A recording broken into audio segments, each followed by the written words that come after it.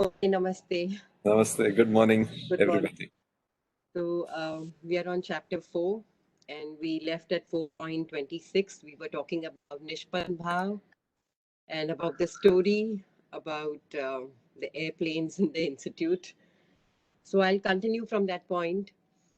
So actually, founder had already come up with Nishpan Bhav, Yogendra Nishpan Bhav. It was actually a part of Pratyahar. Pratyahar is withdrawing the senses, taking the senses back inside. And this is what this shloka is talking about, taking the senses away. So this is how it actually came about. But of course, it got popularized because of the proximity of the Yoga Institute to the Mumbai airport and the increase in the frequency of the airplanes. So Hansaji actually popularized it later on. But actually, it was as Pratyahar because founder found that Yoni Mudra, which was controlling, control of the senses, where you close all your sense organs. If the others know about the practice of Yoni Mudra.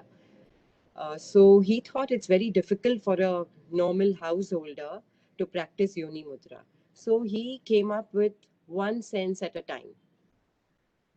Control of one sense, like the sound or doing Tratak. Of course, Tratak was already there, but popularizing Tratak.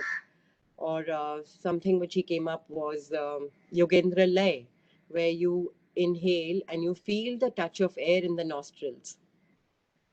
So, using these senses and the objects, he came up with these kind of things. So controlling of sensations. So now this, see, we are doing these techniques, but what is the purpose of these techniques? The purpose of these techniques is to purify the mind, right? So then when we do these techniques, what are we arriving at? That the senses in this material world are indulging in the sense objects, and I have to stand apart and observe. For example, when I do Nishpan Bhav, I hear the sound, but I don't get into thoughts about the sound. I don't get into emotions or feelings that this sound is good or this sound is bad. I passively listen. So I stand apart and listen. So I carry forward this thought to other things. For example, if I have food in front of me, then I feel, okay, here is the food, and here is the sensation of pleasure in the mind. I observe it. I don't indulge too much. I'm aware of the pleasure. I feel the taste. It's not that I'm immune to the taste or I don't want to taste. I can smell it, but I keep a distance. So I purify the mind. I don't allow it to indulge in these things. That is the purpose. Slowly, I distance myself or separate myself. Okay. So we can are there any questions, or we can move to the next shloka? So, just to re-emphasize, that the idea is that we remain aware even as the sense is engaging with the sensation, rather than जैसे हट से उसको इधर या उधर ना करके केवल उसको देखना है कि ऐसा हो रहा है, और देखने से ही अपने आप वो एक डिस्टेंस बन जाता है between the external sensation and the internal sense, और बस वो डिस्टेंस बनने से धीरे धीरे वो विलीन होती जाती है उनका जो connection, right? Process, slowly these thoughts will gain a hold over us, that here is the food, here is the taste, and here is the pleasure. And even if I indulge, I knowingly indulge. I know that I'm indulging knowingly. Slowly I will stop.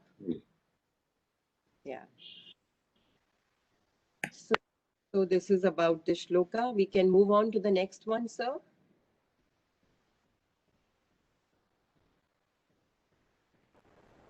नमस्ते. सर्वाणीन्द्रियकर्माणि प्राणकर्माणि चापरे आत्मसंयम योगाग्नौ Juvati Jnana Deepite. Yeah, so now we are moving to the next level, that now Sarvan, all the activities of all the senses. He says others sacrifice all the functions of their senses and the functions of the vital air, the prana, into the fire of yoga in the shape of self-control kindled by wisdom. So now after the senses, now all the senses. So we have 10 senses, like we have the 5 senses of knowledge and the 5 senses of action, right? So all the senses are controlled, and then you go to the next level. How do the senses function? What gives them energy to function, right? So we don't give them the energy to function. So he says that prana karmani. This is how we can take this stanza. And then slowly, after controlling all these lower levels, what happens is gyan, the knowledge, which is the highest. Slowly we gain more and more knowledge, the control deepens. It's like we move on, like a child has a little control, a grown-up has more control. Slowly we move on. And what do we realize from this? That the functions of these senses are going on. The body is not permanent. I simply watch. I engage myself in the correct action, not under the sway of the senses, but by right knowledge. So, are we able to understand this? This would be the deeper meaning of the stanza, rather than just getting into what are the pran karma and the indriya karma. Yes, sir. No, but the point is, I do not understand prana karmani. Indriya karmani, yes. But prana karmani, let us say respiration. How can I sacrifice respiration? The next verse will tell you, sir. The verse after this, verse 4.29. We are just coming to that. That will tell you in detail what is to be done. Okay. Yeah. Okay. So as of now, the energy which is required for the functioning of these senses, I'm aware of it and I stop that. I see these senses. For example, now when I'm talking, I'm moving my hands. There is no need. It just happens automatically. And a lot of my energy is wasted. So I just become aware of these things. I become aware that my eyes are going towards the food and the sensation is coming. I'm attracted by the food, by the smell, by the sight, and I indulge. And a lot of my energy is wasted. Everything which is done is because of the energy, right? We take the vital air, the energies. As of now, we just understand this, and then we go to the next verse and the next verse, and then we will discuss this. Dravya yajna tapo yajna yoga yajna tatha pare swadhyaya jnana yajnascha yatayas samshita vrataha. Yeah. So now the intensity of sacrifice is increasing. So he says some perform sacrifice with material possessions. Some offer sacrifice in the shape of austerities. Others sacrifice through the practice of yoga, while some striving souls observe austere vows, perform sacrifice in the shape of wisdom through the study of sacred texts. Now, all these objects are mentioned, and slowly from the senses and the energy, we move to the external material possessions. So, what is this shloka telling us? That learn to give. Give away your material possessions. Don't hold on to things. Give away. And that austerity which he's talking about, living a life of austerity. Give away, give up. Do your tapa, do the yoga, study, mental repetition of good thoughts. What is Swadhyaya? You see, this human memory is always remembers the material things. So he says, fill the mind with the study of scriptures or repetition of good thoughts. Go on doing that. And with that, You gain knowledge. And what is the knowledge which you gain? That this material world is not the real thing.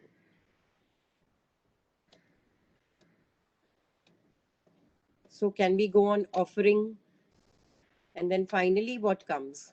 The ego. I give up the sense of I. I start with the material things. I give up. They are mine. I give up. I give up. I practice a lot of austerities. I practice yoga. I mentally repeat good thoughts. And I go on increasing the intensity of sacrifice. Now, why am I doing all this? See, this idea, we can't forget this concept of karma, vikarma, and akarma in this chapter. We have to do karma. I have to karma as in swadharma. I do my action, but in the process of doing my action, there are impurities which come up in the mind.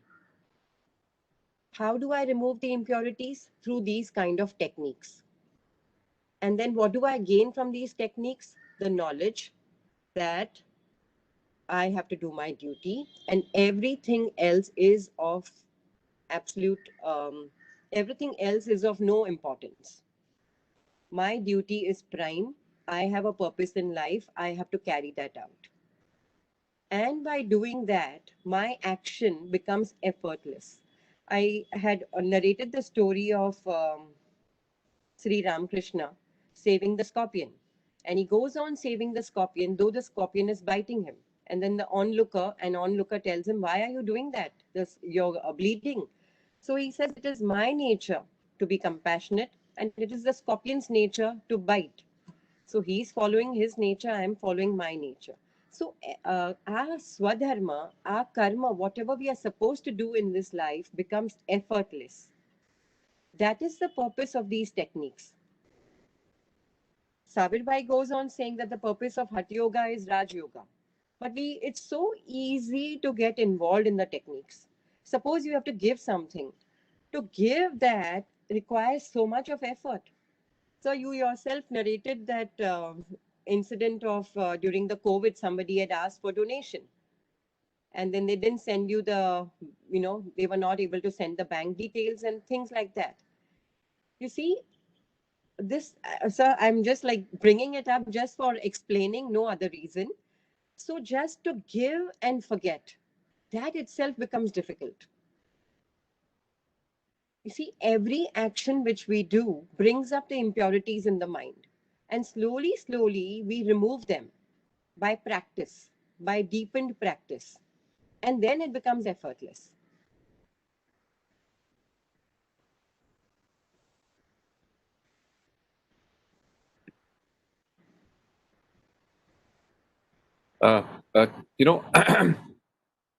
Raman Maharshi, his method was very simple. I think it may be relevant when we are speaking of sacrifice of this one. Yeah. It's just another way of looking at the same thing. His method was very simple. Sadhana method was, it just says, keep questioning, who am I? Right? And you come up with, obviously, as your practice deepens, as your awareness becomes subtler and subtler, you come up with, first of all, I'm the body and senses, and you say, no, I'm not that, somebody's looking at it. Then you come to the next level, you find all these pancha prana, pan, vaman, saman. And they said, no, but somebody's driving it. It's not me. That's not the core of me. Then you come to the mind, but look, I'm able to observe the mind. So therefore, that's not the core of me.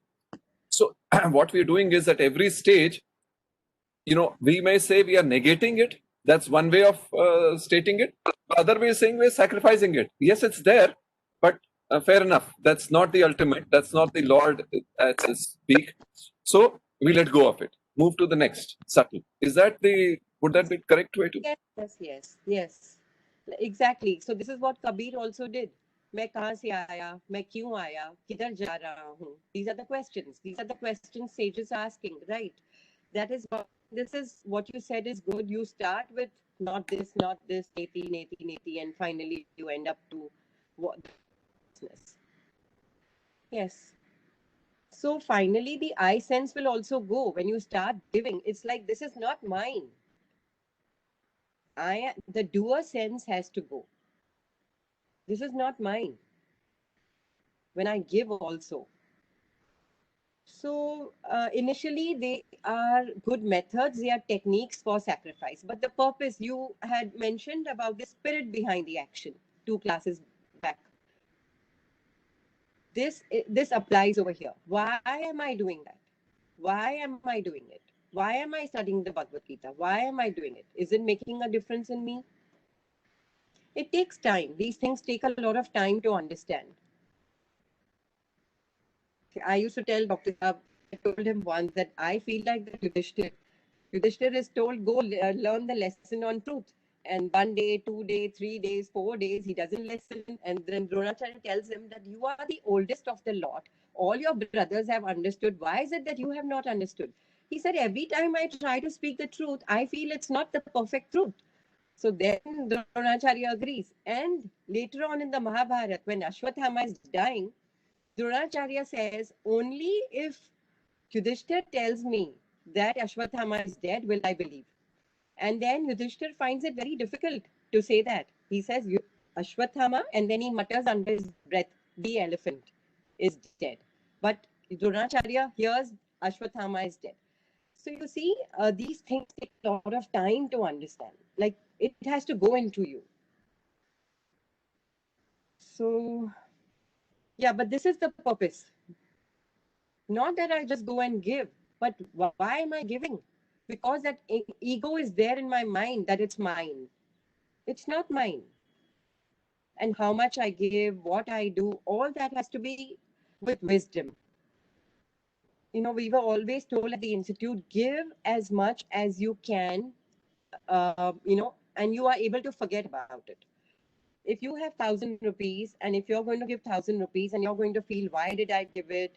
It's going to be in your mind, don't give it. Give 10 rupees. If you're able to give 10 rupees and forget, then give 10 rupees. But at least forget about it. That it's done, it's over. A karma. It is, sir, that story which you sent yesterday, monk is still, he has not understood. Both are monks. Both have studied. One has understood, one has not understood. That's the difference. We all are studying, but if we've not understood, then there is no point. He's still carrying the lady in his mind because he's not understood. Both of them have studied. Both of them have monks. Both of them have left the world. But one has not left the world. He's just donned the garb of the monk. He just worn the orange clothes. Why? That's what Krishna is telling him. Why do you want to leave it? Just go fight the war. These are the impurities in your mind. Go clean it. Fight the war. Okay, so we will go on to the next verse and then the desperation will come, so.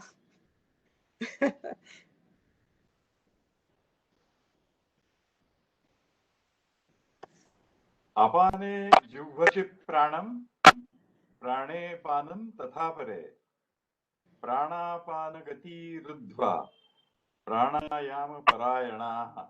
Yeah, so we'll do only one verse. Okay. So now he says that now you go to the breathing. Now you consider your breathing as an offering. Do you consider your breathing as an offering? The ingoing air, the outgoing air. Okay, now the regulation of this. So I consider I have this breath and I offer it to the Lord. Slowly the breath gets regulated because I become aware of it. Right? And by this, what am I doing? I'm offering my whole self to God. I don't look at it as breath that I am regulating, that I am doing pranayam. No. Where does the breath come from? I have it with me and I offer it to the Lord. I offer my senses, I offer the breath. I offer the functions of the breath, the energy. The breath is what is giving me energy. So I look at the verse in this way. Sabir Bhai, last time I said we would need your inputs on these technical issues. Please, if you are there and if you would like to say. I just logged in. I just logged in because there was electricity problem at our place Okay. now, and I don't know what discussion was going on. Okay, sir, no problem. Yeah. So this is what the respiration also, which is going on. the incoming breath and the outgoing breath. I offer that to the Lord. You see, founder used to say that the mind is the master of the senses and the breath is the master of the mind. Finally, I give the mind to the Lord. The breath is the master of the mind. Sabir Bhai told us, Chale vate, chale chittam.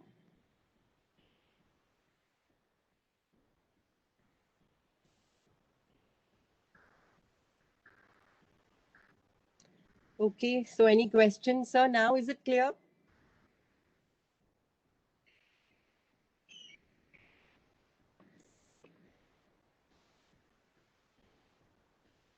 So no, when I was asking about prana karmani, yeah, prana karmani, yeah, so there are a lot of internal functions which are happening. yeah. So respiration, yes, I can be aware of, but then there is also digestion, Yeah, and there is also the nervous systems functioning. correct. So when you say one has to be aware, so can one be aware of all the internal functions which are taking place in the body? Yes, the Hatha Yoga is teaching us that that the yogi slowly becomes aware of all these functions. Okay, That's okay, why he come up with the right, technique, right, the kriyas, removing of the intestines, right. balancing the nervous energies. It's all that he's understood. Yeah. So those are very subtle functions. Absolutely. Yeah. So for a normal human being, see, the Bhagavad Gita is not going into it. Right. The Bhagavad Gita, at the end of it, now if you read the next one and the next one, you will understand that these are just techniques to purify the mind. Right. And then he tells you that go to a teacher. In this chapter only, today only we'll finish that. Right. Yeah. In one of the interviews, Guruji Iyengar, somebody was asking me something and he said, even at this moment as I'm speaking to you, I know the blood flow happening in the thumb of my toe, whatever. Yeah. Right? So The foot. with continued practice, the awareness can develop of the body to such an extent. Yeah.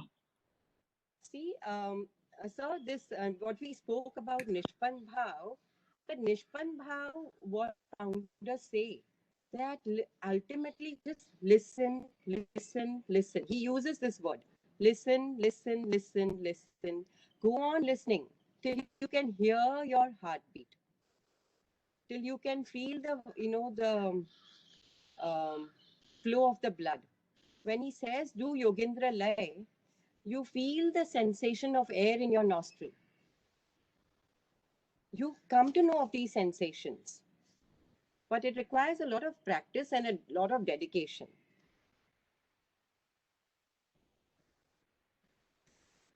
So now we are just cursing through these, like in a cursory manner, we are moving through these techniques, but the ultimate essence of the techniques is something different. So we'll go on.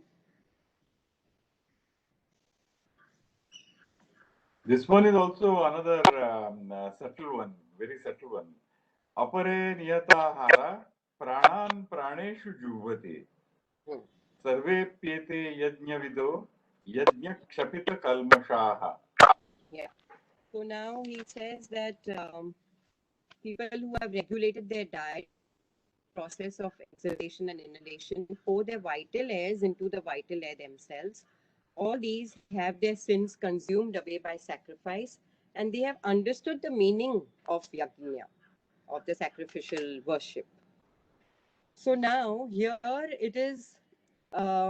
See, ahar is something which we take in, what we consume. So you regulate your consumption. Dr. Saab used to tell us about the food and the eater. We are just eating food and it takes energy to digest the food, and we are just caught up in that cycle. There is no energy left for a higher purpose. There is only the food and the energy to digest the food. So here then it's telling you what all these previous verses were saying, that that energy has to be used for a higher purpose. Loka Sangraha. I am wasting my energy when I indulge too much, when I move my limbs too much, when I talk too much, when I eat too much, when I see too much. Uh, it's always said that 50% of the energy goes through the eyes. So when I'm traveling, when I'm just sitting or I'm waiting in a queue, I should actually close my eyes and sit. A lot of the energies go away, but we have to conserve these energies for a higher purpose. Why are we sacrificing all this? So that we use it for a higher purpose. That has to come about.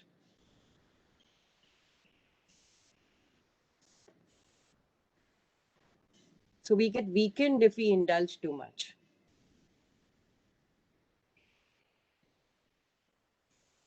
Ashanji, a word or two about prana and praneshu juvati. Yeah, so it goes back, the vital energy. If you see the energy which is there, the bioenergy which is there in us, we are not using it for digestion, for unnecessary circulation, overexertion, and thinking too much. The functions of the pran. So here now, Sabir bhai, if you're there, you can explain the pran, apan, saman, vyan, udan.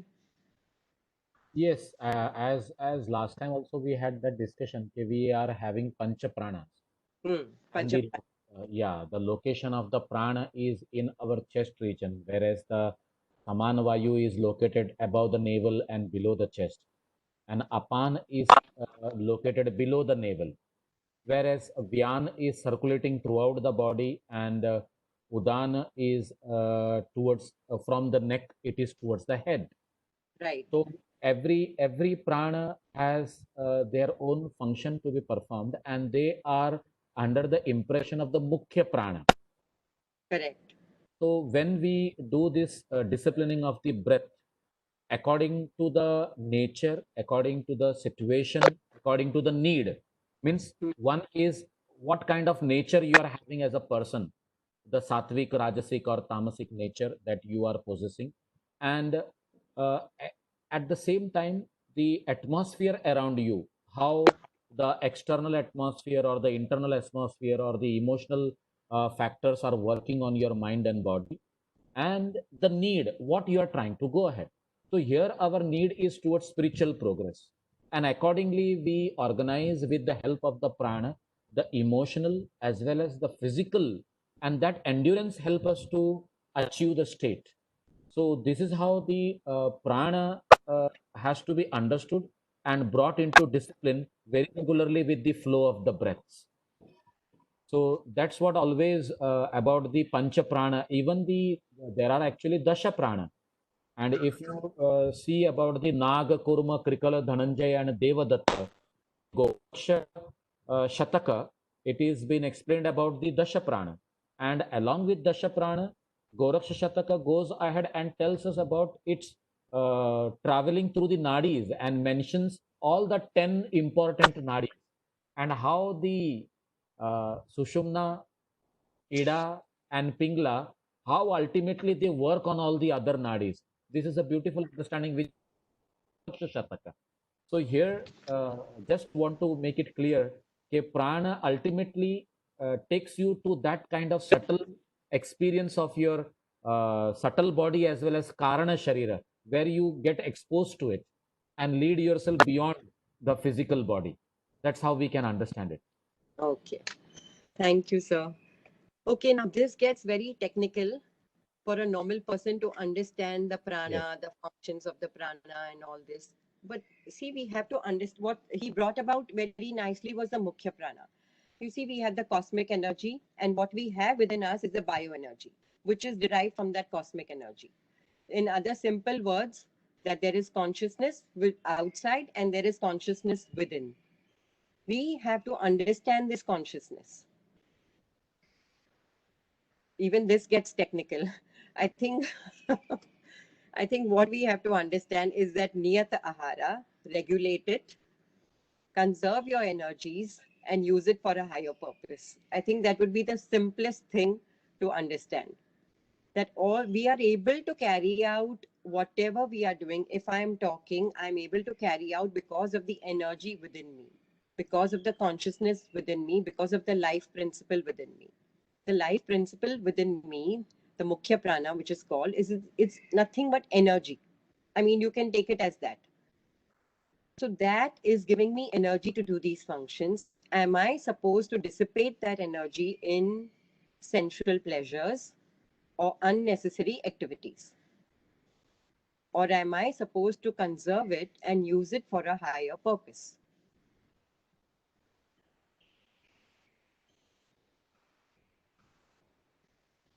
Can I ask a question on this? Can I ask a question, please? Yeah, please, sir. Yeah. So what I am trying to understand it in my context, in the sense that when I perform karmas, say Indriya karmas, it gives me a certain skill, certain proficiency, kaushalam.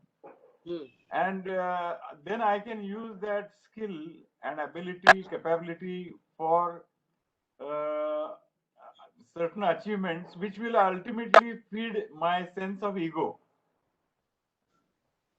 And that is what is not recommended here. But in the same way, if I become aware of my subtle functions, inside functions, prana karmani, will that also give me some kind of ability to control my internal functioning? Will it give me some powers, and those powers can feed my sense of ego? Yeah, sir, yes, but the purpose of feeding the sense of ego is not okay. So mute. Understand? Huh? I understand that part. Yeah. But the point is, whether prana karmani will give me certain capability and certain powers to control my internal functioning, and thereby I will have my ego, I'll feed my sense of ego. So I am interested in knowing what kind of powers it can give, prana karmani. That is what I'm asking. Yeah. So for that, you will have to read Yoga Sutra chapter 3. It will tell you all about powers. It will tell you everything. But Dr. Jaidev used to say, close that chapter. Don't look at it. Don't read it. Powers are there, sir. Definitely powers are there. Powers are there. Many, many powers are there. The Ashta Siddhis are there. You feel light. You can fly in the air. You can walk on water. You can get so many powers. You can get the strength of an elephant. There are so much. You can remember your past life. There are so many powers by the practice of yoga. Yoga is nothing but controlling the mind. The breath is the master of the mind. We will, of course, study that next year when we're doing Yoga Sutra. Also, sir, you see what happens is having mastered certain abilities and feeling proud of them are kind of they're perpendicular to each other. In that, you have the smallest ability and you can feel proud of it. So these are two almost different things. And you may have huge capability and you may be very, very, you just keep sacrificing it and feel very humble. I want to say something. When we start reading the Yoga Sutra, so the first chapter is dedicated to the best students. Okay, like Mirabai, Kabir, these were the best. Their birth itself was enough, and it was their last birth. Then the second chapter goes with the middle and the lower category of students. Now, the third chapter gives you the powers. Only the fourth chapter talks about Kevalya. If you get stuck up in the third chapter, you can never reach the fourth chapter. So you have that is there just for your awareness. You will develop the powers. Definitely, you will develop the powers. We are going to come to that in the next chapter, chapter 5. But we have to, the power is not to indulge in the eye sense. The power is to, again, control oneself and do lokasangra, do good, and finally reach the ultimate. You need the power, you need the strength, but you need it for a purpose. So we can't get waylaid on the road and, not reach the goal. So, shall we go to the next verse? यज्ञशिष्टामृतभुजो यान्ति ब्रह्म सनातनम् नायं लोकोऽस्त्य यज्ञस्य कुतोऽन्यः कुरु सत्तम. Yeah. So now, okay, so we're at 431 we are. So he says, Arjun, the yogis who enjoy the nectar that has been left over after the performance of a sacrifice attain the eternal Brahma.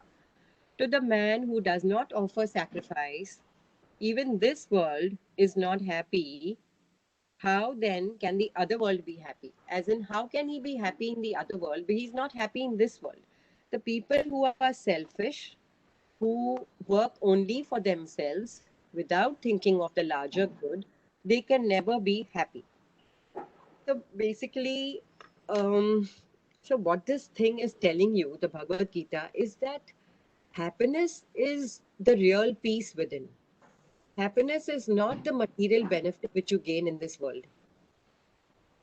The definition of happiness, we were told in chapter 2, Prasada. What is that? Shanti. That's peace. So why is this yajna being done? So that the mind is peaceful, that you get clarity, you get knowledge, and you're able to do the right thing.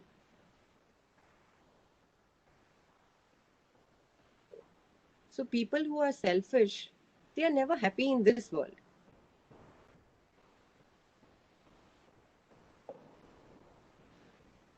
Okay. Any questions, elaboration?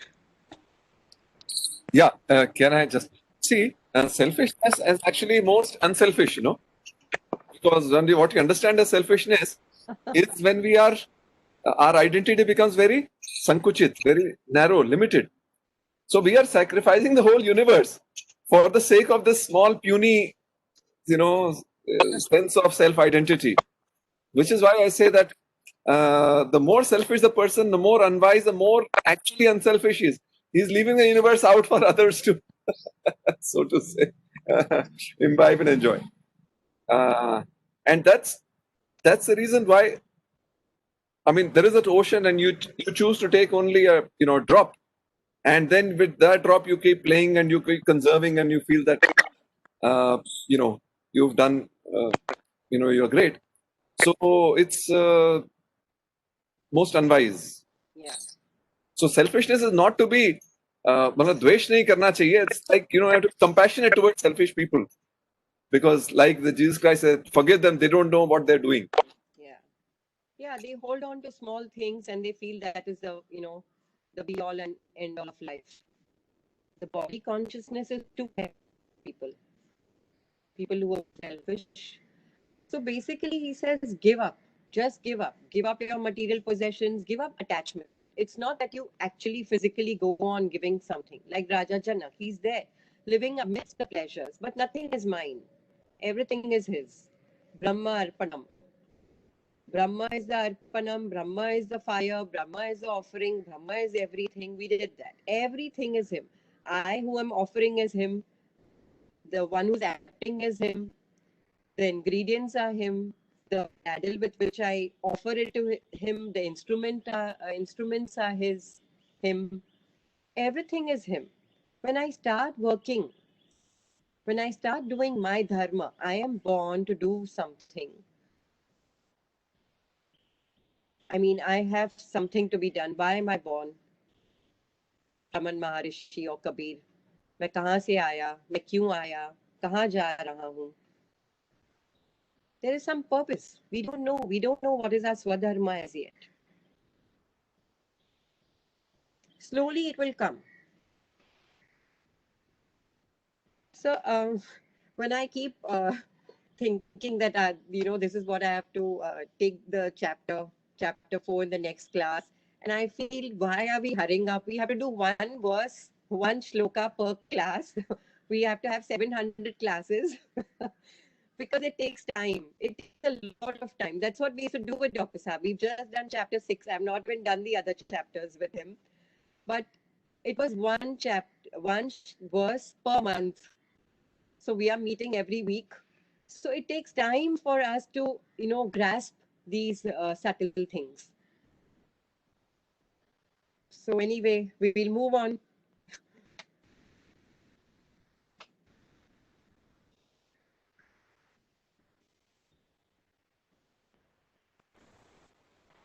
एवं बहुविधा यज्ञ वितता ब्रह्मणो मुखे कर्मजान् विद्धितान् सर्वान् evan jnatva vimokshate. Yeah. So he says many such forms are there. They are there, set forth in detail in the Vedas. Brahmano Mukhe. Brahmano Mukhe is actually the face of the Vedas or the mouth of the Vedas. The Vedas have given us many such techniques, many. And in many forms, many varieties of techniques. So he says that all of them involve karma. The mind, body, this verse in the English translation is saying, involving the action of the mind, senses, and body. Knowing the truth about them, you shall be freed from the bondage of action through their performance. Finally, you have to be free. You have to be liberated. You have to get moksha. So the spirit, the understanding, why am I doing the action? Where is the action leading me to? To a material benefit or to a spiritual benefit? So these are all aids to our growth. All these techniques are just ladders or aids. We can't hold on to the technique. Finally, we have to reach the destination. We can't get stuck up with the technique. But he says, first work. Start the work. When you start the work, you will understand impurities in your mind. Like water, which is very placid. You throw a stone and the ripples come. So action is going to get the impurities to the surface. You clean the impurities. And then you understand. Your understanding deepens. You go to subtler actions. And then what? What is a subtler action going to lead you to? Knowledge. What is the knowledge? That God alone is real. Everything else is unreal. So if that action is not going to lead you to that knowledge, then don't do it. How much to do, what to do, when to do.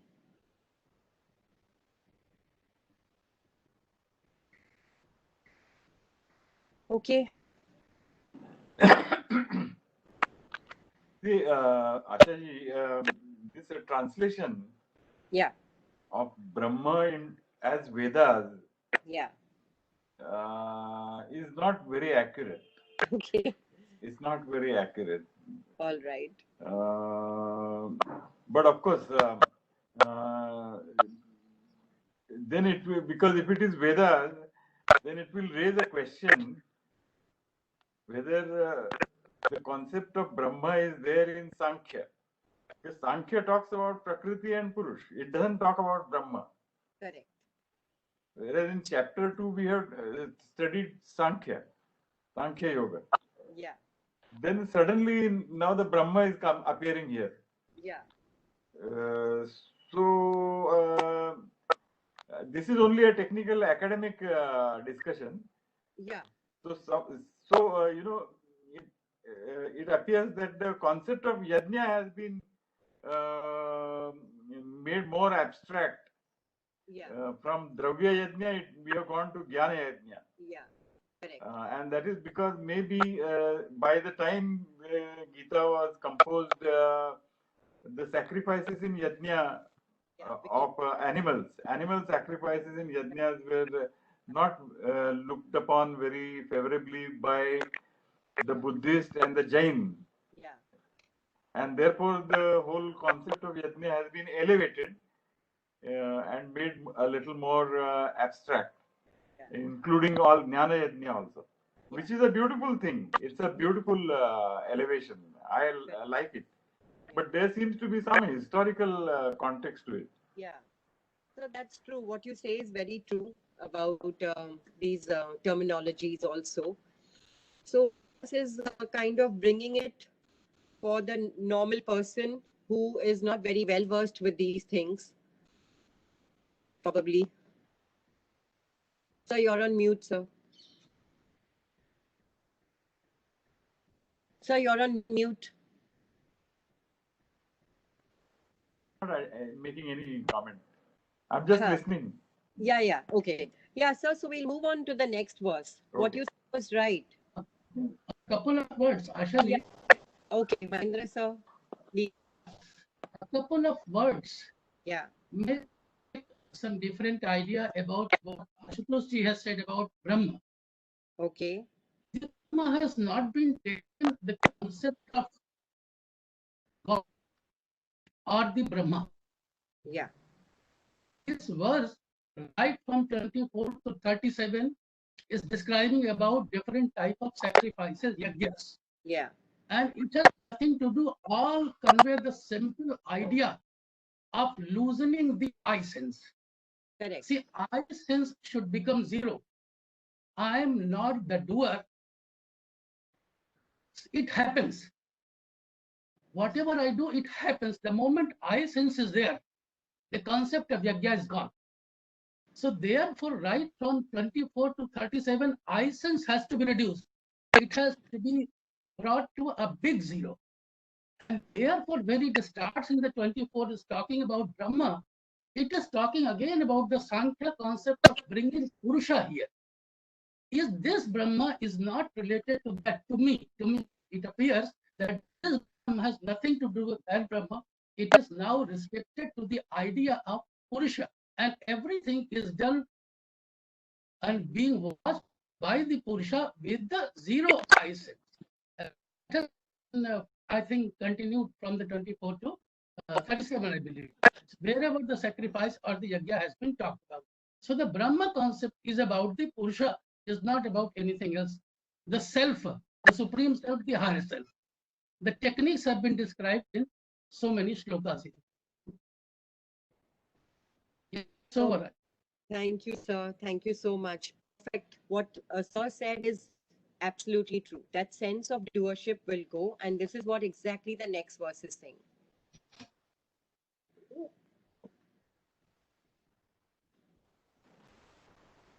Of course, it is a very interesting thing to look at, whether Purusha and Brahma are the same thing. According to me, according to my understanding, they are not, but I will have to study further. Anyway, but the point is made. Yes, point is made. Yeah. Shreyan Dravyamayad Yajnyan Jnana Yajna Parantapa Sarvam Karma Khiram Partha Jnane Parisamapyate. Yeah. So Arjun, sacrifice through knowledge is superior to sacrifice performed with material things. For all actions without exception cultivate in knowledge, O son of Kunti. What Sir said was right. All the actions finally have to end up in knowledge. What is that knowledge?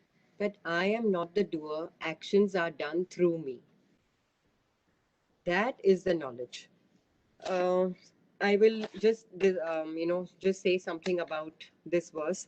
So when we were doing this verse with Dr. Saab, there was one of the ladies in the class, and she was talking very strongly about her class. And she says, when I do the class, when I take my class, I work as a servant. Like, we were talking about doership and I sense. I really work like a servant. So Dr. Saab was very humorously told her that you should do a limited work and you should not work so much like a servant. What he meant was, he then later explained that when you do the work, you should learn and benefit from it. That is most important. He said that do limited work. He said काम करना है पर काम से समझदारी आनी है. What is that understanding that this work is done through me? I am not doing it. That was the main point he was trying to get across. And he said that unnecessarily doing too much is not required. Finally, something has to come out from that action. So he often used to, in this context only, on this day when we were doing this shloka, he spoke about his grandfather. And he said, my grandfather used to go to the market. His grandfather was a postmaster and a teacher. and they used to live in a small village. And he would go to the market, and people would tell him that, will you buy this for me? Will you buy some bananas or some this or some rice for me? He would say, I will go to the market, I will finish my work. If I have time, I will do your work. Otherwise, I won't do it. So, keeping oneself always in a balanced condition, understanding why am I doing work? Am I doing it for getting praise from others? Am I doing it because others will feel that I have not done it? Always keeping that thing that finally all action which I do has to take me to a higher state.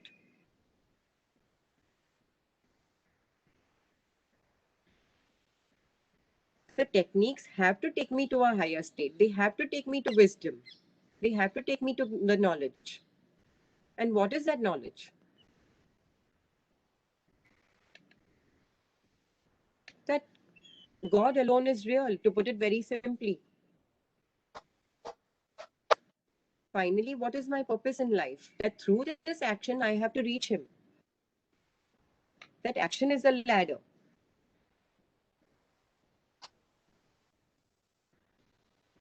So things are done through me that has to come. Work, knowledge.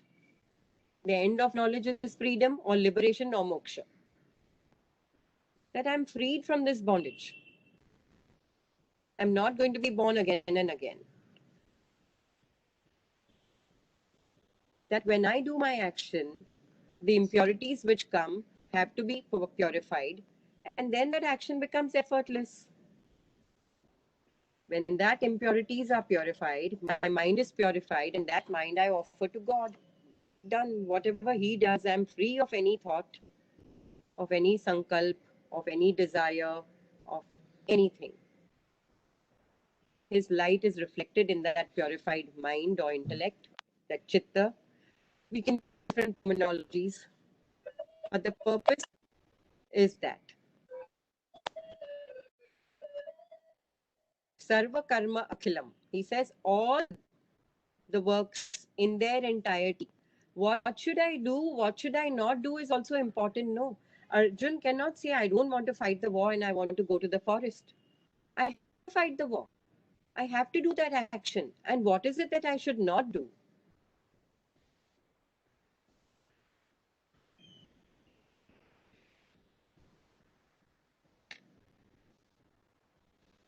So maybe if we have any opinions, we are going to take time to digest this. Yes. Mahendra, आपको कुछ कहना है? Not now. Not now. Okay.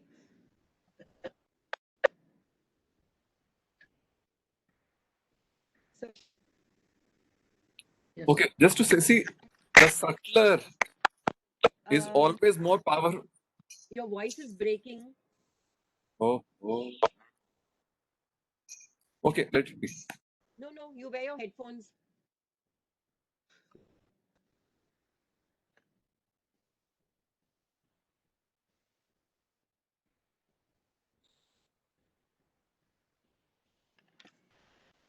Hello? Am I audible? Yes. Yeah, the subtler is always more powerful than the gross. Right? From a gross thing, like allopathy, you treat the body, but you're not able to treat the person. The thing remains. Right? So acupuncture is a step better. It treats the prana. Right? Then hypnotherapy is a step even better. It treats the mind and so, which is why here, that's why it's straightforward. That when you're working at the gross level with all the dravya, materials, that's not as good as when you're offering the subtle, fruits of the subtle realm to the Lord. So that's, I think, straightforward. Yeah. So we'll go on. Comment, very short. The French Open women's champion this time is a 19-year-old girl, Polish girl, and she has given the credit to her psychological trainer. She said mind training was very important for me. At the age of 19, she has become the French women's champion. she's understood. So she's understood the secret. Yeah. Yeah. And there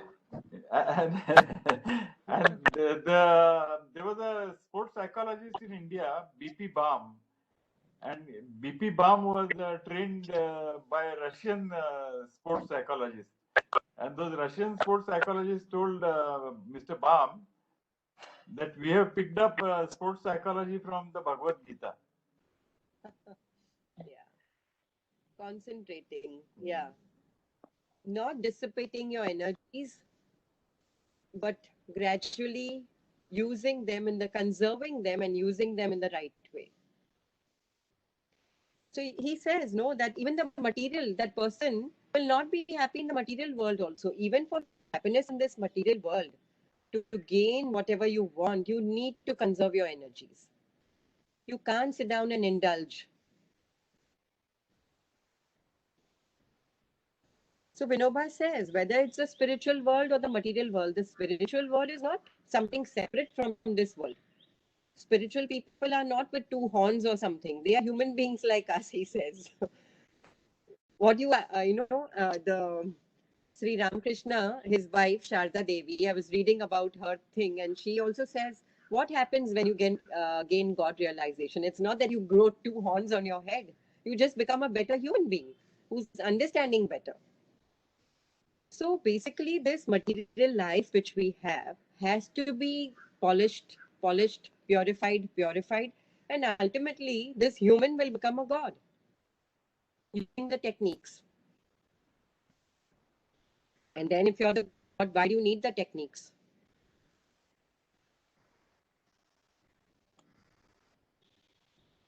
So use them, keeping the purpose in mind.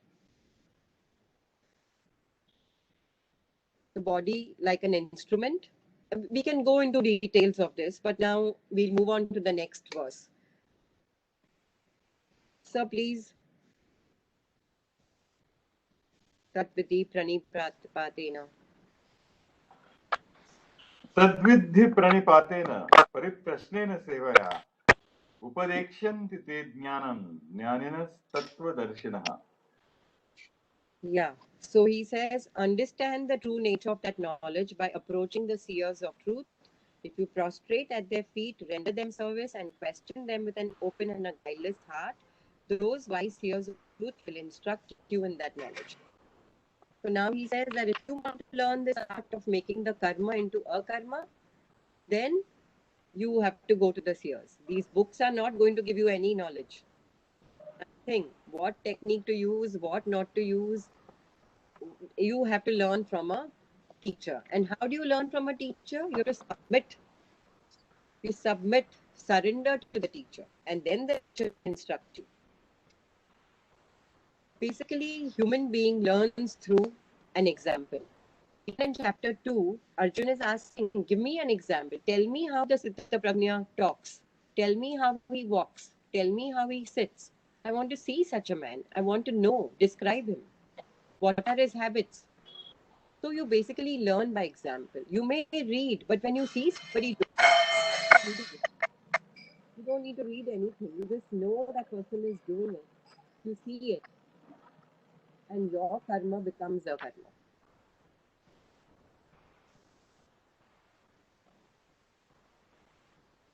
In the next chapter, Vinoba elaborates on this. He says, when you are in the presence of a saint, you will not do the wrong actions. Like it is said that when Buddha was there at a particular place, around the circumference of 2 kilometers, there was absolute non-violence. Even the goat or the sheep and the tiger would be friends. That is said of the Buddha.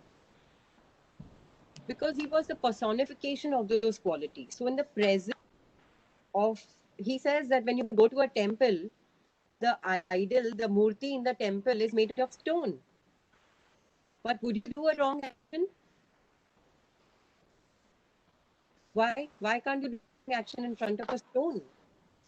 Because those feelings, that person who is there, the purity will, is there in that good person. Even his photograph will instill good qualities in you. So he says, submit to a teacher and learn the art.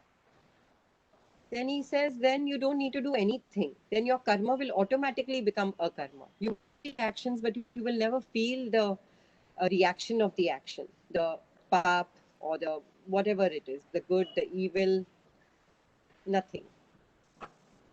So this is what.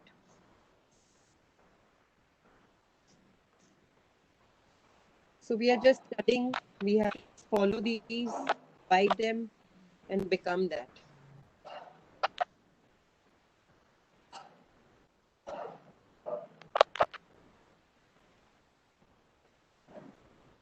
So shall we go on?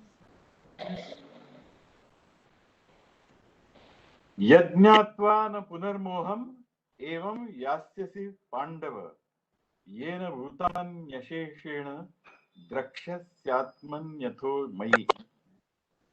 So he says, Arjun, when you have achieved enlightenment, ignorance will delude you no more. In the light of the knowledge, what will happen? You will see the entire creation first within your own self and then in me. You will understand that everything is nothing but him. Verse 24, everything is him.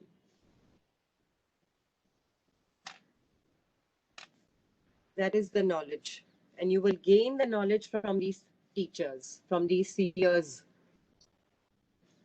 who have actually lived their life in this way, where their karma has become a karma. And all these emotions will not come. You will not come under the sway of these emotions. You will not get deluded. You will question whether I should fight or not fight. Arjun is totally under emotion because he sees the difference. He says, when you gain that knowledge, you will not see this difference. That Bhishma Pitama standing in front of you and the Dronacharya standing in front of you are just my forms. You're doing your duty. That you will not come again under moha, under delusion. That clarity will of emotions. The mind, all the emotions will be for God. You will be just doing your duty. These emotions won't attack you.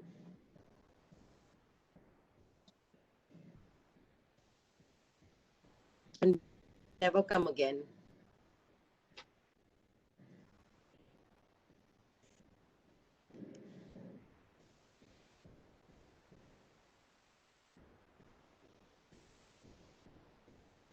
आगे बढ़े.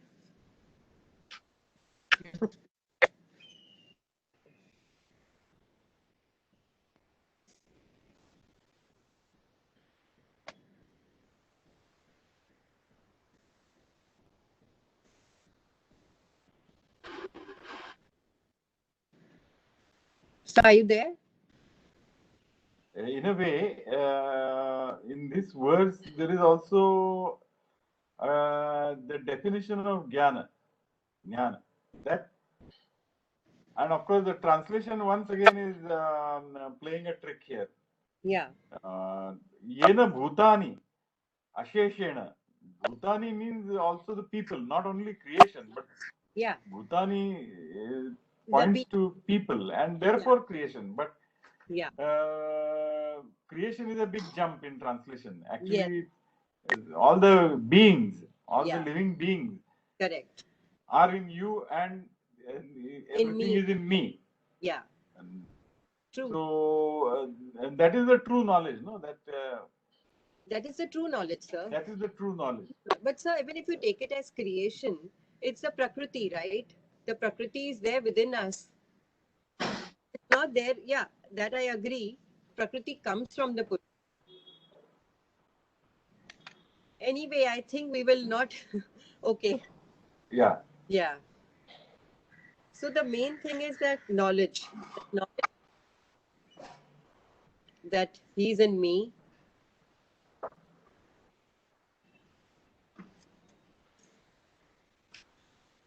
Shall I go to the next one? Yes, yes, yes. Api chedasi papebhyas sarvebhyas papakrittamah sarvam jnanaplavenaiva vrijinam santarishyasi. Yeah. So he says that even if you are the most sinful sinners, this knowledge alone will carry you like a raft across all your sins.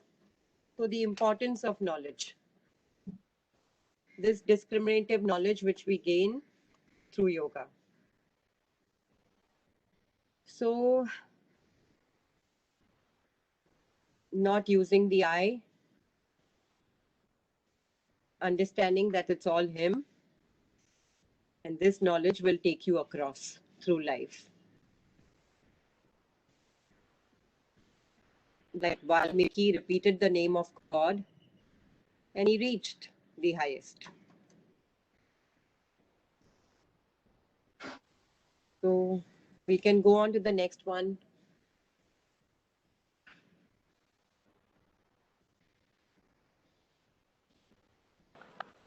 यथैधांसि समिद्धोऽग्निर् भस्मसात् कुरुतेऽर्जुन ज्ञानाग्निः सर्वकर्माणि भस्मसात् कुरुते तथा.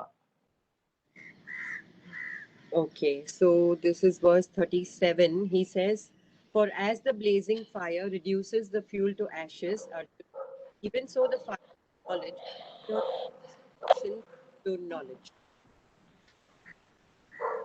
So, Vinoba, it gives that example of a log of wood. He says when the log of wood burns, what happens? It is reduced to ashes. Now, is there any similarity between the log of wood and the ashes? Nothing. So he says that karma has to be purified so much that it finally becomes nothing. What do you do with the ashes? He says you can just take it and smear it on your body. So that I sense all the impurities are burnt up through these techniques, through these vikarmas. And then what happens? A karma. Nothing. It's all him. That karma has to get burnt through the fire of knowledge. What is that fire of knowledge? That fire is these techniques, this tapa, the sacrifice, the yajnas.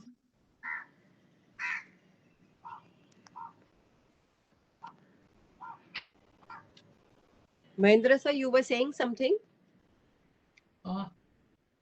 Nothing to add now. Nothing. Okay.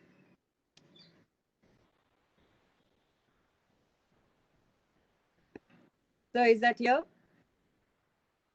Shall we move to the next one? Yes. So these are very beautiful. It would be nice if we go on, deliberating over them a little more. But if we understand, go. नहि ज्ञानेन सदृशं पवित्रम् इह विद्यते तत्स्वयं योगसंसिद्धः कालेनात्मनि विन्दति. Yeah. So in this world, no purifier as great as knowledge. He who has attained purity of heart through prolonged practice of Karma Yoga automatically sees the light of truth in the self in course of time. So he who has perfected himself, that slowly, these spiritual experiences, they will make up for that inner purity, that inner confidence. So, doctor साहब तभी कहते थे कि ये जो हमारा चालू जीवन है उसकी इतनी तकलीफें हैं, अगर हम उससे हटके अगर हम कुछ समय शांति में बिताएं, so this life which we are living, there are going to be difficulties, but can we for a little time stand apart and just experience peace that yes, these situations are happening, how is it that I can handle them, why have they come about, what is it that I'm supposed to do, or just can I experience peace that they will resolve, or if they need any need to be resolved, then I can do some action. Can I just stand apart for a bit and just get into an experience of peace and then act? So slowly, I will get perfected. Slowly, my actions will be perfected. So he says that the one who is perfected in yoga. So he used to say, like sleep, like suddenly you're told go to sleep. You can't go to sleep. But if you create a situation, you close the curtains, maybe you put on some music, maybe you tell yourself, I need to sleep now, I will work later. So you create these situations of peace in your mind. That yes, the disturbance is there, but I need to be peaceful and I need to address it in a peaceful manner. And slowly, slowly, in time, my mind will get perfected. The knowledge will come. The purity will come. So these small spiritual experiences will make up a better experience, a deeper experience, and inner purity.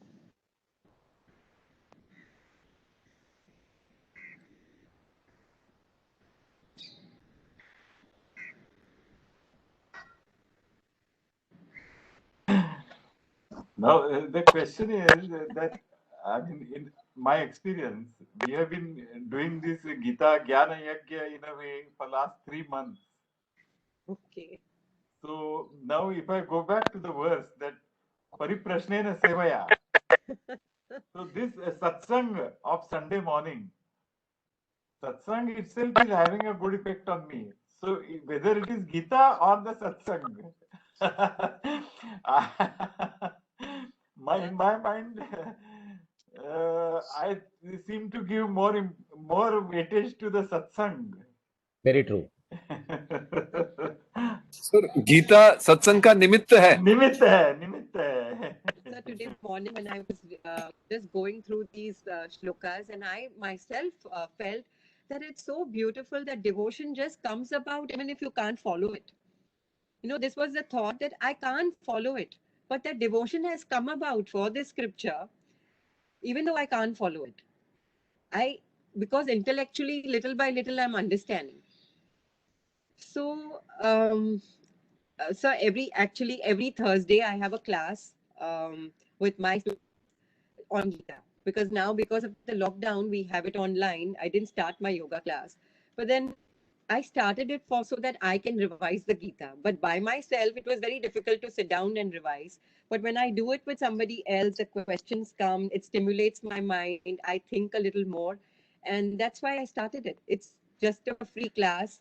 Whoever wishes to come can come. So, and when they tell me thank you, I said, no, I thank you because you're there and I can do the class. And I genuinely feel that thank you for being there so that I can discuss my thoughts and I can express myself. It's become a mode of expression. So I don't have to talk in my day-to-day life because I'm able to express in the class.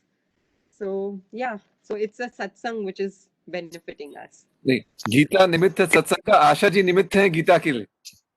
पता नहीं. Yeah, that's correct, I Sunilji. just pushed into this. You know how I came. Hansa ji just called me one day. She said, "Idhar aa," like this. She does. "Idhar aa." मैं कहीं class नहीं लेने वाली हूँ. ये book ले ले और जाके क्लास ले ले. I said, अभी जाके क्लास कैसे लूँ? She said, तुझे इंग्लिश बात करने आती है, वो फॉरेनर्स हैं, उनको जाके समझा दे. I said, okay. This is how the Gita class came about. So anyway. So So now we go to the next verse. It is no, we are at 10:15. Oh yeah, today I've lost. I said, sorry. Okay. Thank you. Right, thanks. So 10:15. 10:30. Today, yeah. 10. Thank you. Okay.